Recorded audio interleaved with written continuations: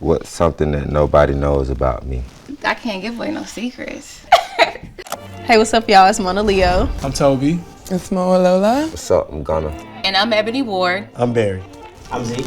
We EARTHGANG. And this is Frequency.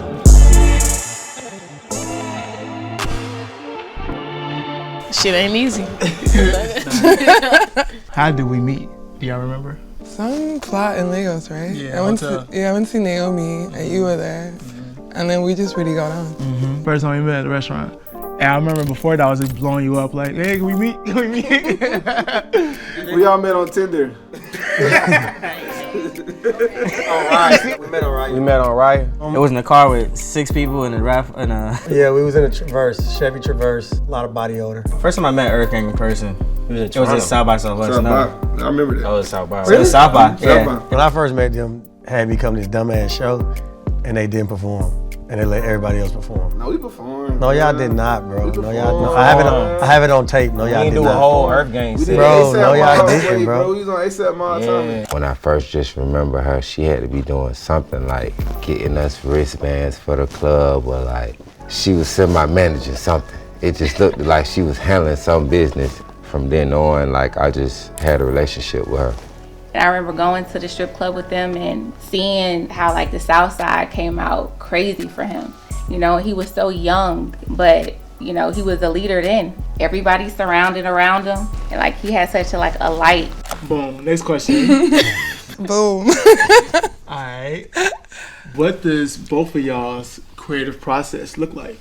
I want to be away from everything and everyone and just kind of like see all my ideas all at once, you know? Very secluded, very like closed off. Sometimes not even you. Most times not even Not even you. Kick me out the studio. I can just say how I feel and it be protected under the guise of like, this is art. I used to be scared to like speak up. You know, I used to just tread lightly for the longest, and I kind of found my voice through music. Like the first time I ever made a song, I literally cried. Cause I was just like, wow. Oh my God, same. Cause I was like, wow. I was toe up. Like, it's mind you, it wasn't crazy. even like a super sad, vulnerable song. Like it was hella aggressive, but I just was so happy that I was able to do that, and I was proud of myself because it takes a lot to make a song. Yeah. Like it's super cringy, but it felt liberating and like empowering. How would you describe your style? Free, futuristic, Goddamn. spaced out. Our style is iconic. Your style's iconic. The way I would describe my style, of course, it's one-of-one, because it's me. I dress how I feel, built my aesthetic off of my emotion. Toby, I want to ask you something. Okay. Who is Monaleo to you, like from a manager standpoint? She has a strong vision. Yeah. And she won't stop till she gets it. Me and Ezra always look at how do we find people that are really wanting for themselves, you know? Finding creatives and finding artists that have big visions and really, really care about what they do. That gets us all closest to our goals, you know? All right, I got a good question. I I know y'all still working as EARTHGANG, but you're also working on solo efforts. If I'm listening to think just EARTHGANG, turned into Katie Couric. what do you think your music is gonna sound like to an EARTHGANG fan versus yours? Like, what do you think? To our EARTHGANG fans, they're gonna see the cartoonish shot of what they always fuck with. And my shit, they're gonna be like, it's just fun to watch. You want to ask me some questions? Yeah, I got a few questions. What is one of the biggest moments that you could think back about being a black woman in the music business? After we dropped DS Forever, you posted like, my manager is a black woman, and it went viral. It was crazy, it was insane. I never even thought that people would react to it in that way. And not only like black manager, you have like a full black management team, so that was powerful. What was one of the albums that you could be like, I really enjoyed when we worked on this? Like you had fun, it wasn't just work. The one that I would say that I had the most fun working on would probably be the first. It was just so raw, it was so effortless. It was no pressure, no boundaries. It was strictly about the music and not any politics or limitations. I think the hardest part about what I do is balancing business and friendship as like a manager. Like you have to do both. That's hard. But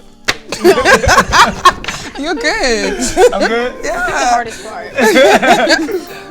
We'll be doing this off of one decision for like 2 days. You know what I'm saying? We just be sitting around talking about the shit. We be FaceTiming each other. have ideas, come back 3 hours later with a better idea about the same decision. Personally, I loathe democracy. That's what you said, yeah, that's what he said. What's something that nobody knows about me? You don't eat carbs. It's intense. We protein and veggies all the way. I can see everybody running with that one. So what's something that both y'all want to manifest in 2025? It's a new year. I really want a store, and I want to put out my first album. So I think both of those things. Store an album. Definitely get this album off, get some more EARTHGANG music off, get a lot of music off. I want to have the most released music we've ever had in a year. One of my manifestations for 2025 is running a marathon. I'm gonna run with you. I'm gonna make that commitment. I'm said running that. with you. You already said it. It's done.